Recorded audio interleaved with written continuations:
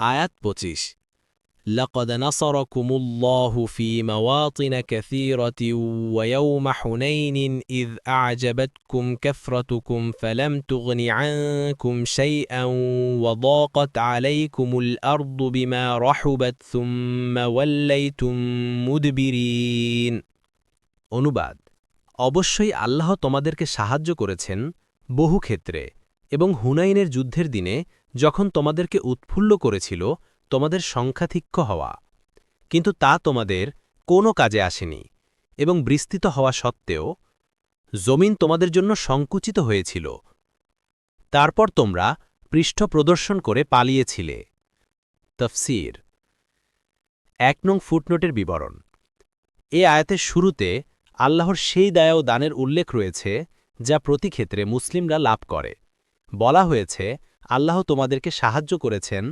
অনেক ক্ষেত্রে এরপর বিশেষভাবে উল্লেখ করা হয় হুনাইন যুদ্ধের কথা কারণ সে যুদ্ধে এমন সব ধারণাতীত অদ্ভুত ঘটনার প্রকাশ ঘটেছে যেগুলো নিয়ে চিন্তা করলে মানুষের ইমানি শক্তি প্রবল ও কর্মপ্রেরণা বৃদ্ধি পায় হুনাইন মক্কা ও তায়েফের মধ্যবর্তী একটি জায়গার নাম যা মক্কা শরীফ থেকে পূর্ব দিকে ৩০ কিলোমিটার দূরে অবস্থিত এটি অনেকটা আরাফার দিকে বর্তমানে এ স্থানকে আশ-শারায়ে বলা হয় আতেক-গাইস আল-বিলাদি মুজামুল মাআলিমিল জুগরাফিয়া ১০৭ অষ্টম হিজরির রমজান মাসে যখন মক্কা বিজিত হয় এবং মক্কার কুরাইশগণ অস্ত্র সমর্পণ করে তখন আরবের বিখ্যাত ধনী ও যুদ্ধবাজ হাওয়াজেন গোত্র যার একটি শাখা তায়েফের বনু থাকিফ নামে পরিচিত তাদের মাঝে ব্যাপক প্রতিক্রিয়া সৃষ্টি হয় ফলে তারা একত্রিত হয়ে আশঙ্কা প্রকাশ করতে থাকে যে মক্কা বিজয়ের পর মুসলিমদের বিপুল শক্তি সঞ্চিত হয়েছে তখন পরবর্তী আক্রমণের লক্ষ্য হবে তায়েফ তাই তাদের আগে আমাদের আক্রমণ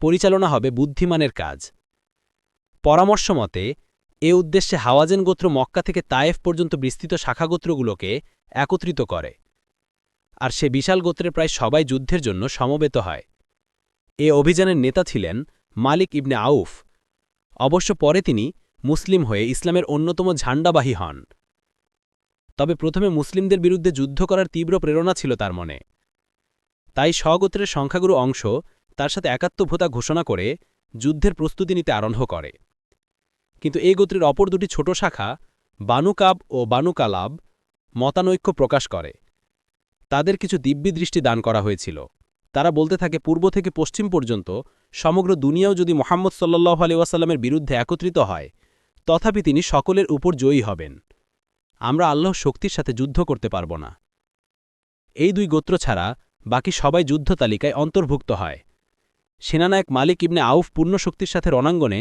তাদের সুদৃঢ় রাখার এই কৌশল অবলম্বন করেন যে যুদ্ধক্ষেত্রে সকলের পরিবার পরিজনও উপস্থিত থাকবে এবং প্রত্যেকের জীবিকার প্রধান সহায়ক পশুপালও সাথে রাখতে হবে উদ্দেশ্য কেউ যেন পরিবার পরিজন ও সহায়ক সম্পদের টানে রণক্ষেত্র ত্যাগ না করে তাদের সংখ্যা সম্পর্কে ঐতিহাসিকগণের ভিন্ন মত রয়েছে হাফিজুল হাদিস আল্লামা ইবনে হাজার রাহিমাহুল্লাহ ২৪ বা ২৮ হাজারের সংখ্যাকে সঠিক মনে করেন আর কেউ কেউ বলেন এদের সংখ্যা ৪,০০০ ছিল তবে এটাও হতে পারে যে পরিবার পরিজন সহ তারা ছিল ২৪ বা ২৮ হাজার আর যোদ্ধা ছিল ৪,০০০ মোট কথা তাদের এই দুর্ভিসন্ধি সম্পর্কে রাসূল সাল্লাল্লাহু আলাইহি ওয়াসাল্লাম মক্কা শরীফে অবহিত হন এবং তিনিও এদের বিরুদ্ধে যুদ্ধ করার সংকল্প নেন মক্কায় আত্তাব ইবনে আসাদ রাদিয়াল্লাহু আনহুকে আমির নিয়োগ করেন এবং মুয়াজ ইবনে জাবাল রাদিয়াল্লাহু আনহুকে লোকদের ইসলামী তালিমদানের জন্য তার সাথে রাখেন তারপর মক্কার কুরাইশদের থেকে অস্ত্রশস্ত্র ধারস্বরূপ সংগ্রহ করেন ইমাম জুহরির বর্ণনা মতে ১৪,০০০ মুসলিম সেনা নিয়ে রাসূল সাল্লাল্লাহু আলাইহি ওয়াসাল্লাম এ যুদ্ধের প্রস্তুতি নেন এতে ছিলেন মদিনার ১২,০০০ আনসার যারা মক্কা বিজয়ের জন্য তার সাথে এসেছিলেন বাকি ২,০০০ ছিলেন আশপাশের অধিবাসী যারা মক্কা বিজয়ের দিন মুসলিম হয়েছিলেন এবং যাদের বলা হতো তোলাকা অর্থাৎ সাধারণ ক্ষমায় মুক্তিপ্রাপ্ত অষ্টম হিজরির ৬ শাওয়াল শুক্রবার রাসূলের নেতৃত্বে মুসলিম সেনাদলের যুদ্ধযাত্রা শুরু হয় রাসূল সাল্লাল্লাহু আলাইহি ওয়াসাল্লাম বলেন ইনশাআল্লাহ আগামীকাল আমাদের অবস্থান হবে খাইফে বনি কেনানার সে স্থানে যেখানে মক্কার কুরাইশগণ ইতিপূর্বে মুসলিমদের সাথে সামাজিক বয়কটের চুক্তিপত্র সই করেছিল ১৪,০০০-এরই বিরাট সেনাদল জিহাদের উদ্দেশ্যে বের হয়ে পড়ে তাদের সাথে মক্কার অসংখ্য নারী পুরুষও যুদ্ধের দৃশ্য উপভোগের জন্য বের হয়ে আসে। তাদের সাধারণ মনোভাব ছিল, এই যুদ্ধে মুসলিম সেনারা হেরে গেলে আমাদের পক্ষে প্রতিশোধ নেয়ার একটা ভালো সুযোগ হবে, আর যদি তারা জয়ী হয়ে যায় তাহলে আমাদের ক্ষতি নেই। সে যা হোক, মুসলিম সেনাদল হুনাইন নামক স্থানে শিবির স্থাপন করে। এ সময় সুহেল ইবুন হানজালা রাদিয়াল্লাহু আনহু রাসূলুল্লাহ সাল্লাল্লাহু আলাইহি ওয়াসাল্লামকে বললেন, জনয়েক অশ্বারোহী এসে শত্রু দলের সংবাদ দিয়েছে যে তারা পরিবার পরিজন ও সহায় সম্পদ সহ রণাঙ্গনে জমায়েত হয়েছে। স্মিতহাসে রাসূলুল্লাহ সাল্লাল্লাহু আলাইহি ওয়াসাল্লাম বললেন, চিন্তা করো না, ওদের সবকিছু গনিমতের মাল হিসেবে মুসলিমদের হস্তগত হবে। রাসূলুল্লাহ সাল্লাল্লাহু আলাইহি ওয়াসাল্লাম হুনাইনে অবস্থান নিয়ে আবদুল্লাহ ইবন হাদ্দাদ রাদিয়াল্লাহু আনহুকে গোয়েন্দা রূপে পাঠান। তিনি দুদিন তাদের সাথে অবস্থান করে তাদের সকল যুদ্ধ প্রস্তুতি অবলোকন করেন। একসময় শত্রু সেনানায়ক মালিক ইবনে আউফকে স্বীয় লোকদের একথা বলতে শোনেন, মুহাম্মদ এখনও কোনো সাহসী যুদ্ধবাজদের পাল্লায় পড়েনি। মক্কার নিরীহ কুরাইশদের দমন করে তিনি বেশ দাম্ভিক হয়ে উঠেছেন, কিন্তু এখন বুঝতে পারবে কার সাথে তার মোকাবেলা। আমরা তার সকল দম্ভ চূর্ণ করে দেব। তোমরা কাল ভোরেই রণাঙ্গনে এরূপ সারিবদ্ধ হয়ে দাঁড়াবে যে প্রত্যেকের পেছনে তার স্ত্রী পরিজন ও মারামাল উপস্থিত থাকবে। তরবারির কোষ ভেঙে ফেলবে এবং সকলে একসাথে আক্রমণ করবে।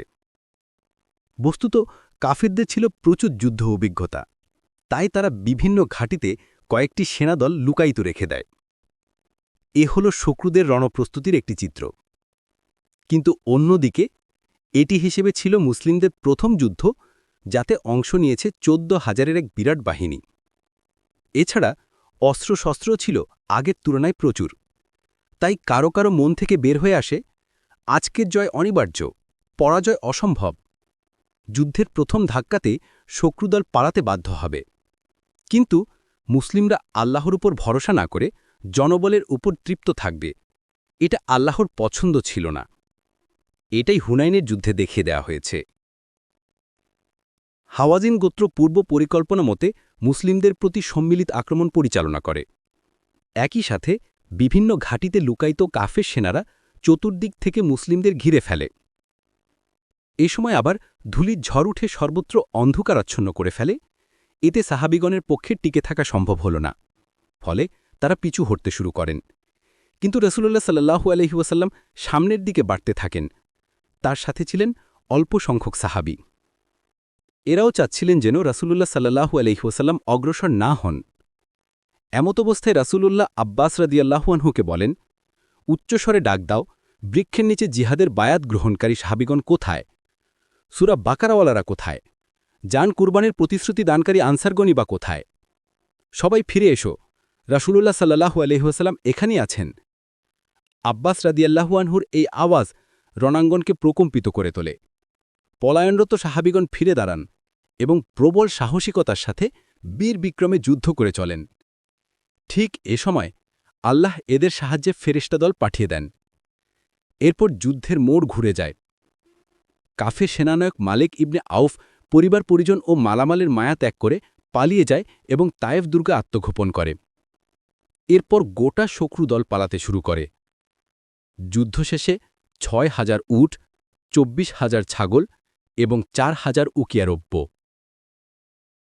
2 নম্বর ফুটনোট। অর্থাৎ তোমরা সংখ্যাধিক্যে আত্মপ্রসাদ লাভ করছিলে, কারণ তারা সংখ্যায় ছিল 12,000, মতান্তরে 16,000। কুর্তুবী, এটা নিঃসন্দেহে এক বিরাট বাহিনী। তাদের কেউ কেউ বলেও বসল যে আমরা আজ সংখ্যায় স্বল্পতার কারণে পরাজিত হব না। কিন্তু পরাজিত তাদের হতেই হল, সেই সংখ্যাধিক্য তোমাদের কাজে আসলো না। প্রশস্ত হওয়া সত্ত্বেও পৃথিবী তোমাদের জন্য সংকুচিত হয়ে গেল। তারপর তোমরা ছত্রভঙ্গ হয়ে পড়েছিলে। এর দ্বারা বোঝা যায় যে মুসলিমরা কখনো সংখ্যাধিক্যে জয়লাভ করে না, তারা জয়লাভ করে আল্লাহর সাহায্যে। এরপর আল্লাহ তার রাসূল এবং তোমাদের উপর তার সাকিনা বা প্রশান্তি নাজিল করলেন এবং ফেরেশতাদের এমন সৈন্যদল প্রেরণ করেন যাদের তোমরা দেখোনি। তারপর তোমাদের হাতে কাফিরদেরকে শাস্তি দিলেন। পরবর্তী তাফসিরে যেতে ভিডিওটি শেষ হওয়ার পূর্বেই এই বক্সে ক্লিক করুন। ভয়েস বা উচ্চারণে অনিচ্ছাকৃত ত্রুটি ক্ষমাসুন্দর দৃষ্টিতে দেখবেন ইনশাআল্লাহ।